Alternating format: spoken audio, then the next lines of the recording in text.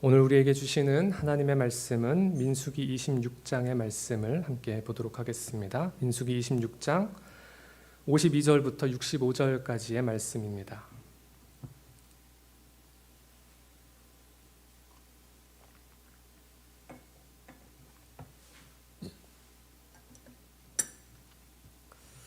민수기 26장 52절부터 65절까지의 말씀, 저와 여러분이 한 절씩 번갈아 읽고 마지막 65절 말씀은 함께 읽도록 하겠습니다. 여호와께서 모세에게 말씀하여 이르시되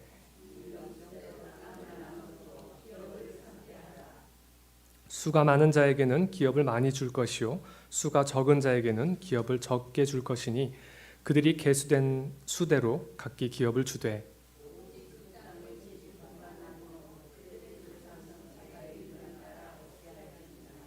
그 다소를 막론하고 그들의 기업을 제비 뽑아 나눌지니라.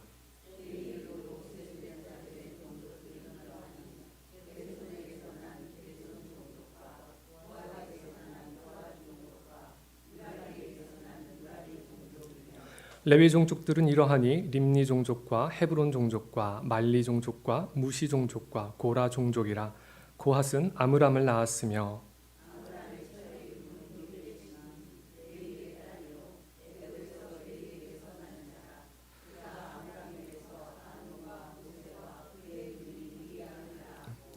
아론에게서는 나답과 아비후와 엘르아살과 이다말이 났더니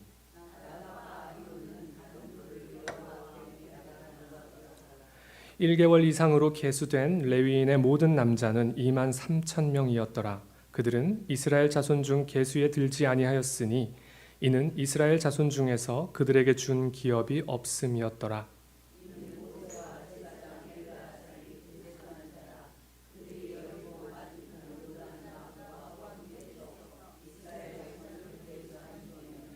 모세와 제사장 아론이 시내 광야에서 계수한 이스라엘 자손은 한 사람도 들지 못하였으니 이는 여호와께서 그들에게 대하여 말씀하시기를 그들이 반드시 광야에서 죽으리라 하셨음이라. 이러므로 여분네의 아들 갈렙과 눈의 아들 여호수아 외에는 한 사람도 남지 아니하였더라.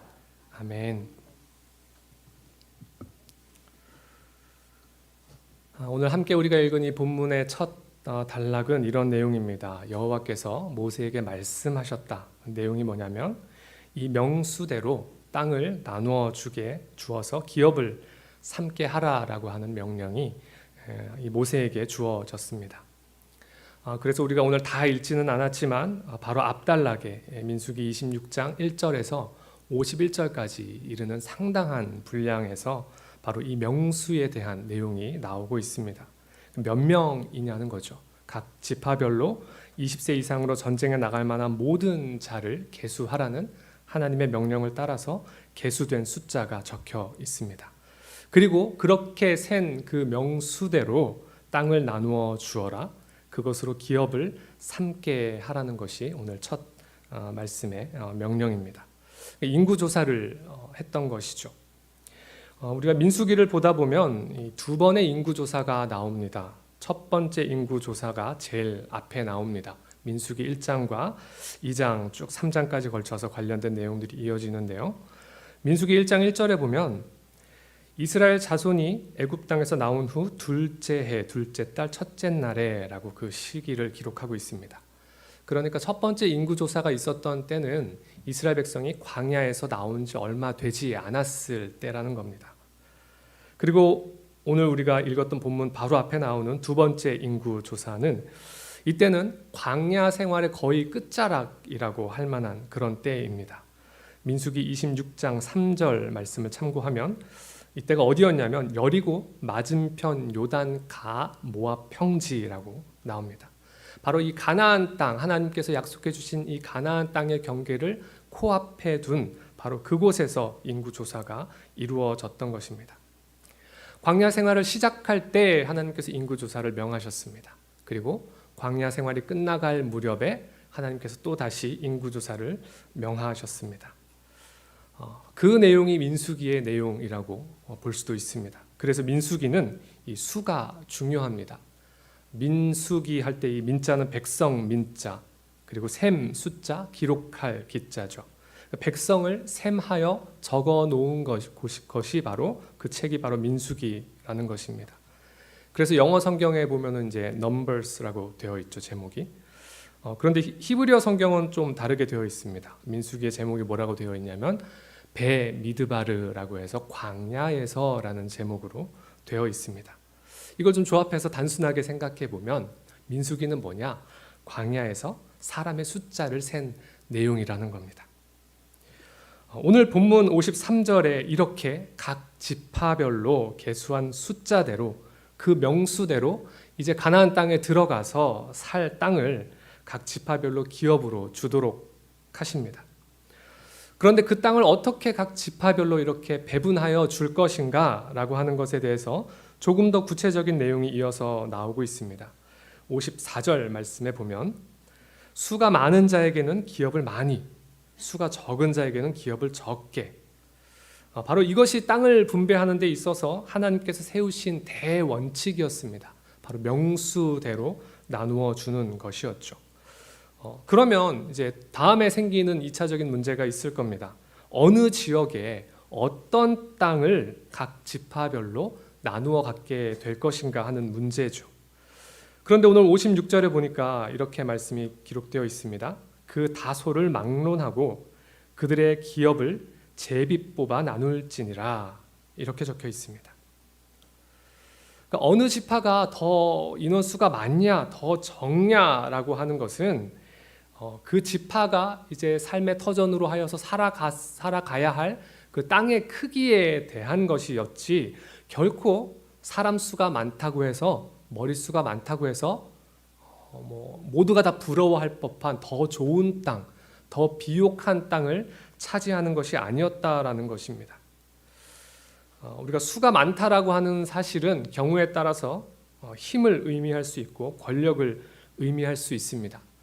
그래서 여러분, 우리가 또 투표할 때, 총선 투표할 때마다 그 결과에 대해서 각 정당이 이제 예민하게 살피는 것이 어느 지역에 어떤 스타 의원이 당선됐냐 마냐도 중요하지만, 그러한 것보다는 더 신경 쓰는 것이 무엇입니까? 몇 석을 차지했느냐라고 하는 것이죠. 그 숫자가 바로 권력이 될 수 있고 힘이 될 수 있기 때문에 그렇습니다. 그래서 그 수를 가지고 국회에서 여러 가지 결정들을 할 때 결정적인 역할을 하기 때문이죠. 우리가 나라의 국력을 이야기할 때도 우리가 중요한 수치 중에 하나가 바로 인구 수입니다. 그렇죠? 그래서 각 나라들이 인구 감소에 대해서 많은 대책들을 강구하는 것도 바로 그런 차원이죠. 오늘 만약에 이스라엘 백성들이 이 가나안 땅에 들어가서 각자 살 땅을 정한다라고 할 때 아마 그냥 내버려 둔다면, 혹은 머릿수 많은 지파가, 사람 수 많은 지파가 말 그대로 그 힘을 이용해서 그것을 권력 삼아서 더 좋은 땅, 더 비옥한 땅을 차지하기 위해서 큰 소리를 낼지 모르겠습니다. 그리고 그렇게 해서도 안 되면 싸우는 일까지 벌어날지도 모르겠습니다. 그런데 하나님께서 사전에 이 가나안 땅에 들어가기도 전에 인구 조사를 하게 하시면서 어떤 원칙을 주시냐면, 그 명수대로 땅의 크기는 정해지되, 그러나 그들이 살아갈 땅은 그 위치에 있어서는 제비를 뽑는 방식으로 하도록 하나님께서 말씀하셨다는 것입니다. 여러분, 이것이 단순히 우리가 흔히 얘기하는 복불복이다 이런 이야기거나, 혹은 제비를 뽑는다고 하니까 이게 미신적인 것이 아닌가, 이런 것은 아닙니다. 성경은 이 제비를 뽑는 일에 대해서 하나님의 뜻이 사람들에게 드러나고 나타나는 방편으로 사용되었다라는 것을 우리에게 보여줍니다. 하나님께서 제비를 뽑으라고 말씀하시고, 또 그 말씀대로 제비를 뽑았을 때에 여러 가지 경우에서 리더를 선택하는 경우나, 또 범죄자를 가려내는 경우나, 또 오늘 본문처럼 어떤 땅을 정하는 일이나, 다양한 경우에서 하나님의 뜻을 확인하기 위한 하나의 방법으로 하나님이 주신 것이었습니다. 그래서 사람들이 자의적으로 무언가를 결정할 때, 야, 우리가 제비 뽑아서 하자라고 하는 것이 아니라, 하나님께서 제비를 뽑으라고 말씀하시고, 그리고 그 말씀을 따라서 제비를 뽑고 그 결과로서 우리가 하나님의 뜻을 확인했던 그런 방편이었던 것입니다. 그래서 잠언 16장 33절 말씀에는 제비는 사람이 뽑으나 모든 일을 작정하기는 여호와께 있느니라 라고 그렇게 우리에게 지혜의 말씀을 전해주고 있습니다. 여러분, 이런 일련의 맥락들이 의미하는 것이 무엇일까요? 이제 이 이스라엘 백성이 가나안 땅에 들어가서 앞으로 가나안 땅에 들어가서 살아가게 될 텐데 그 땅에서 살아갈 각 지파들이 살아갈 그 삶의 터전을 정하는 과정이 결코 사람의 방법으로 된 것이 아니라는 것을 우리가 확인하게 됩니다. 하나님께서 정하신 기준이 있었다는 거죠. 각 지파의 명수대로 그리고 제비를 뽑아서. 달리 말하면 이스라엘이 가나안 땅에 들어가서 각 지파가 어디서 어떻게 살아갈 것인가에 대한 문제는 바로 하나님의 주권 아래에 있었던 것이고 하나님께서 정하신 하나하나의 절차를 따라서 되어진 일이라는 것입니다. 이제 앞으로 이스라엘이 이 약속의 땅에 들어가서 이렇게 정해진 곳을 삶의 터전으로 삼고 그리고 그 땅을 각 지파의 가문을 따라서 대대로 유산으로 이어받아서 살아갈 텐데 그곳에서 그들이 살아갈 때 여기는 어느 지파의 땅, 여기는 누구누구 지파의 땅, 이 평야는, 이 산지는 누구누구의 땅, 이것이 대대로 확인되어지지 않겠습니까?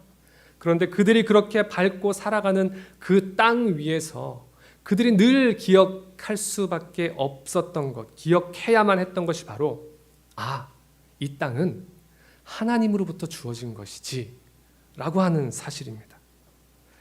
하나님으로부터 주어진 것이라고 하는 그 인정과 고백을 지금 이제 가나안에 들어가게 되는 이 세대뿐만이 아니라 대대로 그 땅을 기업으로 받아서 살아갈 그 후손들에게까지 계속해서 확인되어지는 그러한 내용들이라는 것입니다. 여러분, 물론 그들이 우리가 이제 성경을 통해서 보게 되니까 잘 알죠. 그 땅을 차지하기 위해서 싸우지 않습니까? 땀을 흘립니다. 땀이 아니죠. 피땀을 흘릴 겁니다. 수많은 사람들의 희생도 있을 것이고 그렇게 수많은 전쟁을 이들이 치르게 되죠. 그리고 들어가서 그 땅을 차지하게 됩니다. 그 과정에서 그들의 무수한 수고와 노력과 희생이 물론 있었지만 궁극적으로 그들이 그 땅을 들어가서 차지할 수 있는 것은 그들이 잘 싸웠기 때문이 아니라 그들의 전투 기술이 뛰어났기 때문이 아니라 하나님의 약속 때문이었다라고 하는 것을 기억해야 하는 것이죠. 하나님의 약속이 없었다면 그들이 결코 그 땅에 들어갈 수 없는 것이고 그 땅을 얻을 수가 없다는 것입니다. 그 수많은 전쟁도 그들이 어떻게 감당할 수 있었는가? 하나님께서 광야에서 이스라엘의 처음 시작부터 이스라엘의 수를 세시고 또 군대처럼 조직하시고 그 모든 여정 속에서 입히시고 먹이시고 구름 기둥과 불 기둥으로 인도하시고 이끄시지 않으셨다면 그리고 결정적으로 하나님께서 그 모든 싸움마다 앞서 가셔서 그들을 대신하여 싸우지 않으셨다면 결코 되어질 수 없는 일들이었던 거죠. 그것을 우리가 말씀 가운데 확인하게 되는 것입니다. 그래서 여기서 우리가 발견할 수 있는 놀라운 진리가 바로 이것입니다. 지금 오늘 우리가 소유하고 누리고 발 디디고 살아가는 그 모든 우리의 삶의 터전들이 하나님의 주권 아래서 하나님의 질서대로 하나님의 은혜 가운데 우리에게 주어진 것이라는 사실입니다. 그래서 여러분, 우리는 이것을 고백해야 합니다. 그 땅이 비옥하면 비옥한 대로, 그 땅이 좀 척박하면 척박한 대로, 그곳이 평야든 산지이든 그 어떤 상황에 주어져 있든 그 곳이 어떤 곳이든 간에 하나님께서 하나님의 뜻을 따라서 나에게, 우리 가정에게 허락해 주신 것이다 라고 하는 고백인 것이죠. 여러분들은 부모님으로부터 얼마나 좋은 것들을, 많은 것들을 혹시 물려받으셨는지 모르겠지만 만약에 그 물려받은 무언가가 있다면 여러분, 그것이 나의 노력으로 얻은 것입니까? 결코 그렇지 않을 것입니다. 하물며 우리가 가지고 있는 신앙조차도 때로 우리가 부모님의 신앙 가운데 그 신앙을 유산으로 물려받아서 지금 이 자리에 있다라고 한다면 그러면 그것이 우리의 노력으로 우리가 얻어낸 것이 아닌 것이죠. 성경에서 말씀하는 기업, 유산, 분깃, 이것이 바로 하나님의 은혜를 나타내는 언어들입니다. 그래서 우리는 그것이 크든지 작든지 많던지 얼마 되지 않던지 상관없이 지금 내게 있는 것에 대해서 우리가 감사하고 만족할 수 있는 것입니다. 감사와 만족이 어디서 오는가? 바로 이 신앙 고백에서 온다라고 하는 것입니다. 여러분, 이 만족이라는 말은 그 뜻이 뭐냐면 마음의 흡족함이라는 거예요. 그것으로 괜찮다는 거예요. 그래서 감사한 겁니다. 그래서 우리 성경에 보면 시편 23편의 유명한 말씀이죠. 1절에 여호와는 나의 목자시니 내게 부족함이 없으리로다 라고 고백하고요. 또 시편 34편 10절에도 여호와를 찾는 자는 모든 좋은 것에 부족함이 없으리로다 라고 고백하고 있습니다. 여러분, 우리가 살아가면서 왜 부족함이 없겠어요? 그죠? 부족이라고 하는 말의 뜻은 필요한 양이나 기준에 미치지 못해서 충분하지 아니하다라고 하는 뜻입니다. 부족함이 없을 수는 없죠. 그러나 그 부족함이 우리에게 문제가 되지 않는다는 것입니다.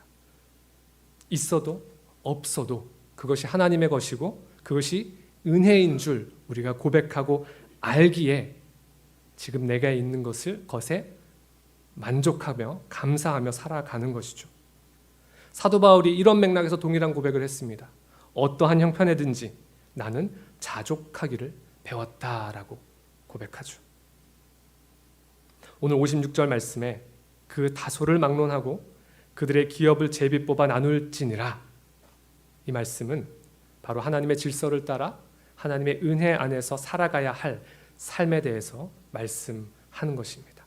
그리고 그것은 하나님의 은혜로 받게 되어질 수 없다라는 것을 저와 여러분이 기억하고 저와 여러분이 그러한 삶을 살아갈 수 있기를 주님의 이름으로 축복합니다. 이어지는 57절 말씀부터는 이 레위인을 계수한 내용이 나옵니다. 첫 인구조사 때도 모든 지파를 다 이제 계수한 후에 그 레위인은 따로 계수를 했습니다. 첫 인구조사에서는 이 레위인에 대한 기사가 민수기 3장에 꽤 길게 등장을 합니다. 그런데 그때에 비하면 오늘 우리가 읽은 본문에서는 57절에서 62절 정도 몇 개 구절 되지 않는 곳에 굉장히 간단하게만 기록되어 있습니다. 그런데 반복해서 기록된 부분이 눈에 띄는 부분이 한 군데 있습니다. 그것은 무엇이냐면 우리가 민수기 3장 4절 말씀을 먼저 함께 한번 보겠습니다. 조금 앞으로 가셔서 한번 찾아보시겠어요? 민수기 3장 4절 말씀입니다.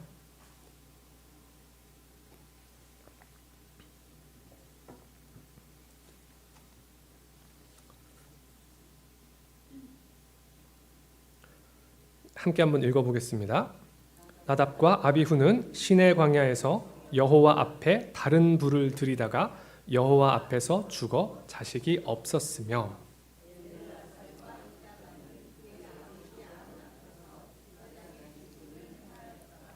아멘.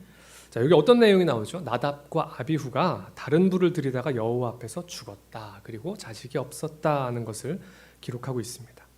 오늘 본문 61절에도 이것이 동일하게 반복되어져 나옵니다. 61절 말씀에 보면 나답과 아비후는 다른 불을 여호와 앞에 들이다가 죽었더라라고 기록합니다. 이 아론의 아들들을 언급하는 대목에서 동일하게 등장하는 기사입니다. 다른 성경 레위기 10장 2절 말씀에는 이 나답과 아비후가 죽을 때의 장면을 간략하게 이렇게 전해줍니다. 불이 여호와 앞에서 나와 그들을 삼킴에 그들이 여호와 앞에서 죽은지라.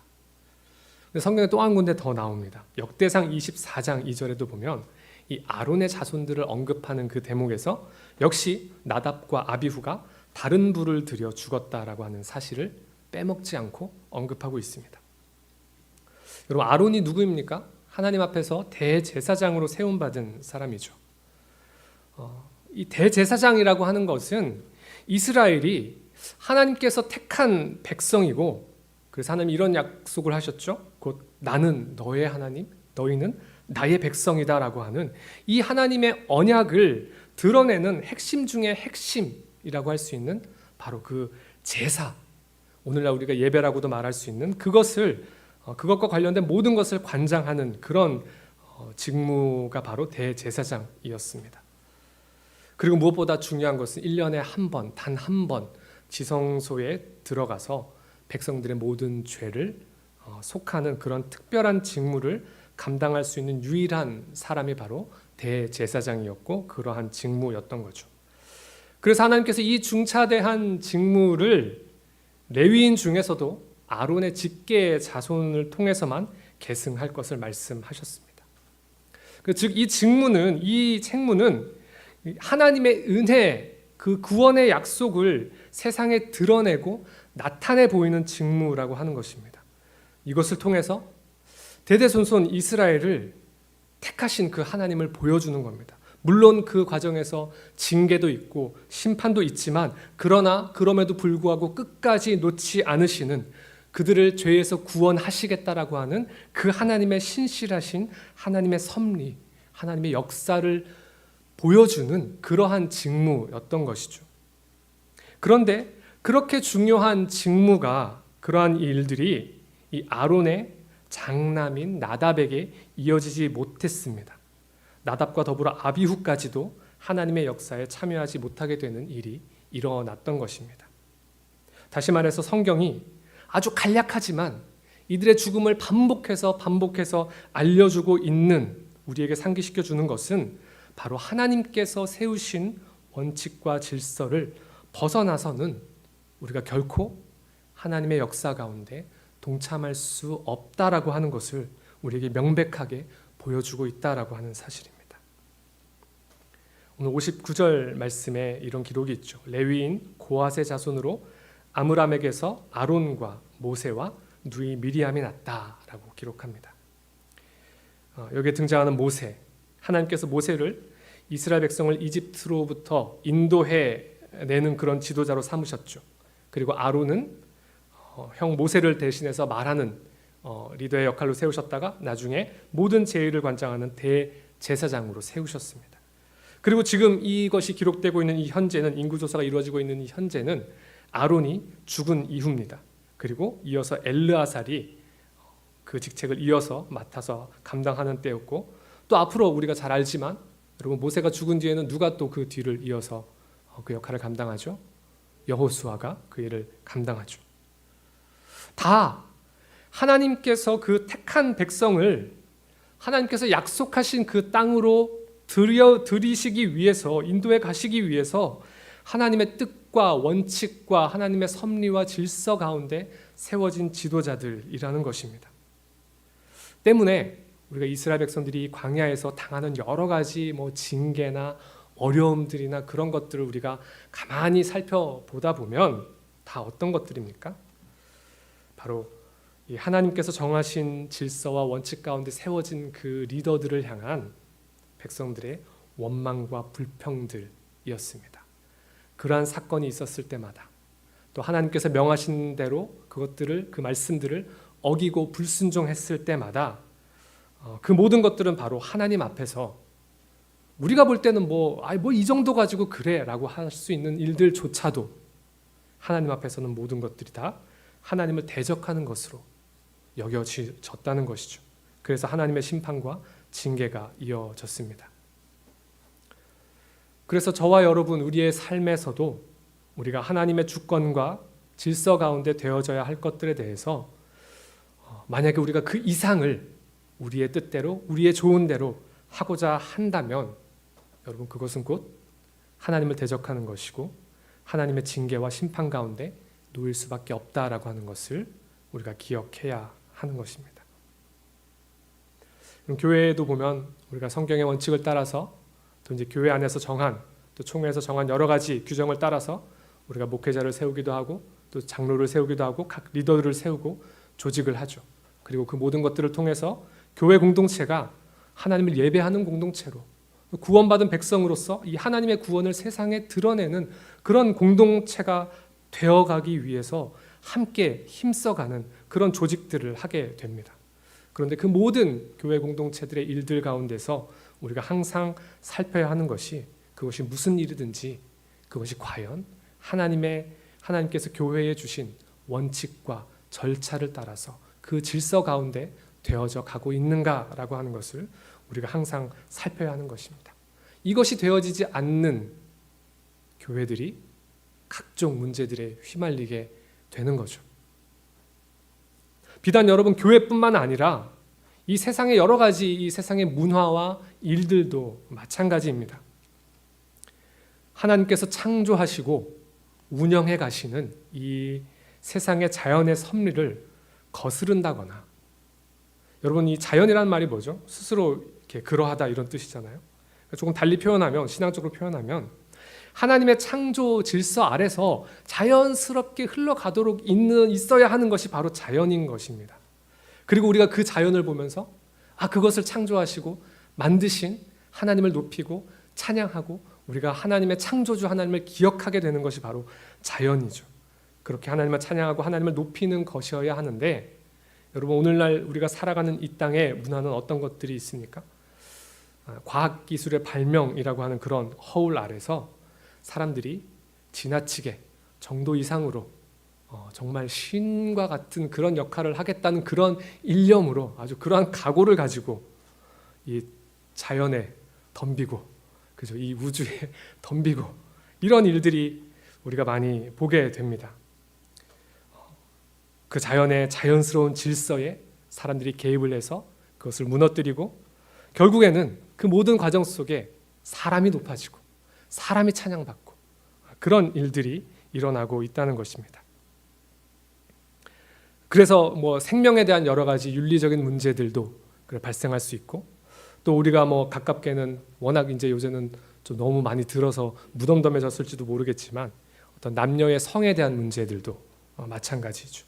남자와 여자로 창조하신 그 하나님의 질서를 무너뜨리려고 하는 많은 일들이 우리가 살아가는 이 세상에 만연하고 있다라고 하는 것입니다. 물론 때로 여러 가지 이 기술들이 우리의 삶을 더욱더 윤택하게 해줄 수 있습니다. 우리로 하여금 더 나은 삶을 살아가게 해줄 수 있고 우리가 더 편한 삶을 살아가게 해줄 수 있습니다. 그러나 여러분, 우리가 기억해야 할 것은 우리가 이 땅에서 살아가는 그 삶의 목적이 말이죠, 단순히 더 나은 삶을 살기 위한 것, 더 편안한 삶을 살기 위한 것, 더 많은 것들을 누리기 위한 그런 삶에 있지 않다는 것을 우리가 기억해야 하는 것이죠. 아까도 말씀드렸지만 하나님으로부터 주어진 그 질서와 원칙 안에서 우리가 감사하고 만족하고, 그래서 그 가운데 우리가 하나님의 은혜를 누리고 경험하는, 그렇게 그 하나님의 은혜와 사랑을 고백하는 그러한 삶이 우리의 삶이 우리 그리스도인들의 삶이 지향해야 하는 그런 삶의 목적이다라고 하는 것이죠. 그래서 여러분, 우리 그리스도인들은 이 하나님의 질서를 무너뜨리려고 하는 일에 동참해서는 안 되는 것입니다. 그래서 우리가 이 세상에서 돌아가는 그 많은 일들 속에 특별히 우리가 그런 하나님을 대적하는 일들에 대해서 우리가 지혜를 구해야 하고 분별을 구해야 하고, 그래서 또한 우리가 그 가운데서 거룩한 삶을 결단하고 살아갈 수 있는 용기를 또한 하나님께 구해야 하는 것입니다. 만약에 그러한 것들에서 우리가 멀어져 간다면 세상은 세상대로 흘러가겠지, 세상이 다 그런 거지, 어쩔 수 없지 라는 그런 모습으로 살아간다면, 그것은 어쩌면 오늘 성경이 빠짐없이 기록하고 있는 그 나답과 아비후처럼 다른 불을 하나님께 드리는 우를 범하는 것과 다를 바 없는 그런 삶이 되고 말 것입니다. 오늘 61절 말씀, 나답과 아비후는 다른 불을 여호와 앞에 드리다가 죽었더라 라는 이 말씀을 통해서 우리 삶의 목적이 단지 내가 원하는 대로, 내가 하고 싶은 대로, 나의 편의에 따라 나의 유익을 위해서 더 나은 무언가를 추구하는 삶이 아니라는 것을 우리가 기억했으면 좋겠습니다. 하나님의 정하신 말씀을 따라서 그 질서 안에서 그 원칙 가운데 우리가 거룩함을 지켜가는 삶이야말로 우리가 살아가야 할 그런 삶의 목적이다라는 것을 우리가 기억했으면 좋겠습니다.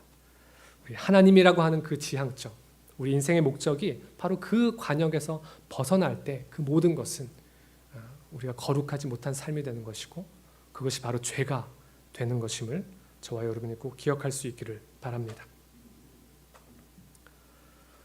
첫 번째 인구조사는 그렇게 모세와 아론의 주도로 되어졌습니다.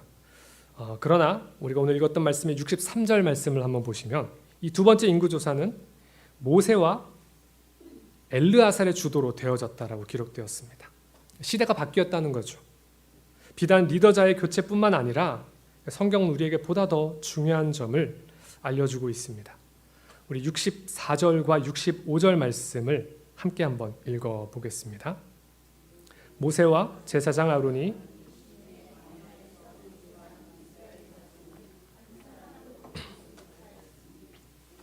여호와께서 그들에게 대하여 말씀하시기를 그들이 반드시 광야에서 죽으리라 하셨음이라. 이러므로 여분네의 아들 갈렙과 눈의 아들 여호수아 외에는 한 사람도 남지 아니하였더라. 아멘. 지금 아까 말씀드렸지만 아론은 이미 죽은 상황이에요. 엘르아살이 이제 이미 그 역할을 계승해서 하고 있었고요. 그리고 우리에게 너무나 친숙하고 유명한 이 모세마저도 말씀을 보면 가나안 땅에 들어갈 수 없는 그런 상황이라는 것을 우리가 알 수 있습니다. 민수기 20장 말씀에 보면 무리바 지역에서 이렇게 바위를 통해서 물이 나는 그 사건이 있는데 바로 그 사건에서 보면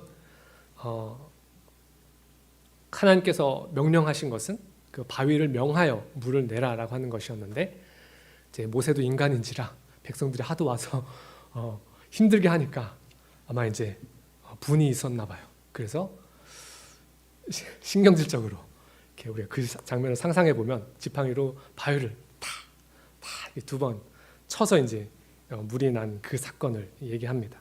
그 사건 때문에 하나님께서 모세 너도 가나안 땅에 들어가지 못할 것이다라고 하나님께서 그렇게 말씀하셨던 일이 있었죠.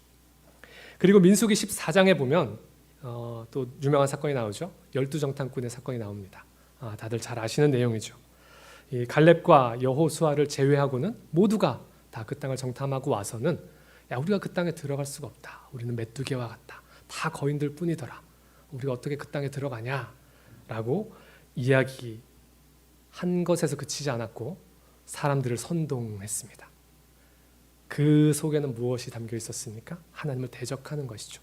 하나님은 분명하게 약속하셨는데 하나님은 그래서 거기까지 인도해 오셨는데 그 모든 하나님의 역사를 그들이 신뢰하지 않았던 것입니다. 부정했던 것입니다. 그런 중대한 사건을 통해서 하나님께서 민수기 14장 21절 말씀에 보면 하나님께서 이렇게 표현하세요. 맹세하면서 말씀하십니다. 22절에 내 영광과 애굽과 광야에서 행한 내 이적을 보고서도 이같이 10번이나 나를 시험하고 내 목소리를 청종하지 아니한 그 사람들은 내가 그들의 조상들에게 맹세한 땅을 결단코 보지 못할 것이다 라고 말씀하세요. 동일한 말씀입니다. 또 나를 멸시하는 사람은 한 사람도 그것을 보지 못하리라 하나님께서 그렇게 맹세하셨습니다. 그리고 그 하나님의 말씀을 따라서 그래서 신명기 23장 19절 말씀에는 이런 말씀이 있습니다. 하나님은 사람이 아니시니 거짓말을 하지 않으시고 인생이 아니시니 후회가 없으시도다. 어찌 그 말씀하신 바를 행하지 않으시며 하신 말씀을 실행하지 않으시랴. 다 이런 맥락 가운데서 주어진 그 하나님의 말씀대로 오늘 우리가 읽었던 이 뒷부분의 말씀이 되어졌다는 것을 성경은 우리에게 보여주고 있습니다. 그런데 여러분 여기서 우리가 기억할 것이 있습니다. 성경은 여러분 지금 이 자리에 있는 사람들이 얼마나 많이 그 약속의 땅을 원했겠습니까? 그렇죠? 이미 그 앞전 세대는 다 죽어서 들어갈 수 없지만 그러나 그 하나님의 약속이 있었기 때문에 그들이 여기까지 왔고 이제 그 약속의 땅을 코앞에 두고 있는 그 자리에서 그들이 얼마나 그 앞으로 그들이 살아갈 그 새 땅에서의 인생을 기대하고 있었겠습니까? 그런데 성경이 우리에게 보여주는 것은 어쩌면 때로는 우리가 간절하게 원하고 소망하는 것들이 이루어지지 않는 그 어떠한 상황이 온다라고 할지라도 그것 자체의 문제가 아니라 그것마저도 하나님의 신실하심 때문이라는 것을 우리에게 증거하고 있다는 사실입니다. 인구조사를 한다는 것은 이 약속의 땅을 앞에 두고 전열을 재정비하는 것입니다. 그리고 동시에 지금까지 이끌어 오신 그 하나님을 다시 기억하는 자리였습니다. 1차 때 인구조사했을 때 여러분 몇만 명이었는지 혹시 기억하십니까? 정확히는 몰라도 우리가 기억하는 숫자가 있죠. 60여만 명. 이번에 두 번째 인구조사도 몇 명이었는지 기억하십니까? 앞선 인구조사의 마지막 부분에 보면 60여만 명입니다. 하나님께서 동일한 은혜로 그 사이에 수많은 사건과 사고들이 있었지만 하나님께서 이집트에서 끌어내오신 그 백성을 지금 여기까지 그대로 이끌고 오셨다는 것을 보여주는 하나의 상징적인 숫자이기도 할 것입니다. 그 하나님의 신실하심을 기억하는 자리라는 거죠. 때로는 모세처럼 내 뜻대로 되지 않았을지라도, 나도 그 자리에 가고 싶은데 그 소망대로 이루어지지 않았을지라도, 혹은 우리가 살아가면서 많은 것들을 하나님께 간구하고 구하지만 내가 원하는 것을 얻지 못했을지라도 내 삶 가운데 이것이 아니라 더 많은 부분에서 나와 함께 하시고 나에게 신실하게 도우시고 역사하시고 함께 하셨던 그 하나님을 우리가 기억하고 확인하는 그 자리가 바로 오늘 이 백성들이 있었던 인구조사의 자리라고 하는 것입니다. 여러분, 우리는 이 앞으로 살아갈 날들이 많지 않습니까? 그죠? 아직 많이 남으셨죠. 우리가 미래에 대해서 언제나 더 우리는 생각하기를 더 나은 삶을 꿈꾸면서 살아갑니다. 그래서 일반적으로 우리는 지금보다는 조금 더 나은 삶을 꿈꾸면서 더 많은 재물을 바라고 더 넓은 집을 바라고 때로는 이 차 키의 모양이 바뀌기를 바라고 더 많은 열쇠를 가졌으면 하고 그런 것들을 우리가 바라보면서 살아갑니다. 그것이 우리의 보통 사람들이 살아가는 일반적인 모습들이죠. 그러나 여러분, 우리의 삶의 지향점은 결코 그러한 것들을 통해서 우리의 만족을 채우고자 하는 삶이 아니라는 것을 기억해야 합니다. 여러분, 세상에 많은 사람들이, 일반적인 사람들이 그러한 것들을 더 나은 삶을 향해서 살아가는 그 삶의 끝에는 사람들이 막연하게 뭔가를 바라는 것이 있어요. 그것을 우리가 단어로 표현하자면 완벽한 삶 혹은 완전한 삶을 사람들은 꿈꿀 겁니다. 그래서 유토피아라는 말도 생겨난 것이겠죠.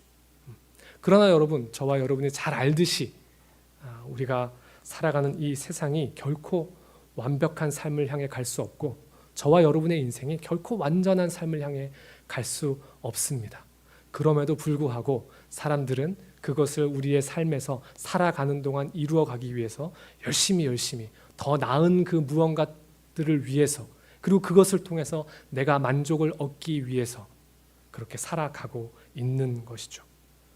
그러나 여러분, 사실은 말도 안 되고 이룰 수도 없는 그 완벽한 삶, 그 완전한 삶을 향해서 살아가는 것이 우리의 인생이 아니라 저와 여러분이 하나님의 말씀 가운데 살아가는 사람들이기에, 저와 여러분이 하나님이 세우신 원칙과 질서 가운데 순종하며 살아가는 사람들이기에 바로 우리의 삶은 완전한 삶이 아니라, 완벽한 삶이 아니라 그 말씀을 바르게 옳게 쫓아가는 온전한 삶이 되어야 한다는 것을 기억하셨으면 좋겠습니다. 여러분, 완전하다는 말은 모자라거나 흠이 없다는 말이에요. 그러나 온전하다는 말은 바르거나 옳다라는 말입니다. 저와 여러분이, 여러분의 삶이 하나님 앞에서 바른 길을 가야 하는 것입니다. 옳은 길을 가야 하는 것입니다. 이것이 저와 여러분이 천국에 이르기까지 이 땅에서 살아가야 할 삶이고 이 시대의 그리스도인들이 마땅히 추구해야 하는 그러한 삶인 것입니다. 오늘 이스라엘 백성들이 이 두 번째 인구조사를 통해서 다 60여만 명 그 이상이죠. 여성들 또 자녀들까지 포함하면 셀 수 없는 그런 숫자들이 지금 이 자리에 모여 있을 겁니다. 이들이 어떤 모양으로든 다 그 광야의 세월들을 지나왔습니다. 그리고 그 자리에 있습니다. 그 모든 시간들은 하나님께서 이제 약속의 땅 가나안으로 들이시기 위해서 그들을 구원하시고 하나님의 약속을 성취하시기 위해서 계속해서 그들에게 말씀하시고 그들에게 어떻게 살아가야 할지를 원칙을 주시고 기준을 주시고 그리고 그 말씀대로 살아갈 수 있도록 훈련시키신 그러한 세월들이 바로 광야의 세월이었다라고 하는 것입니다.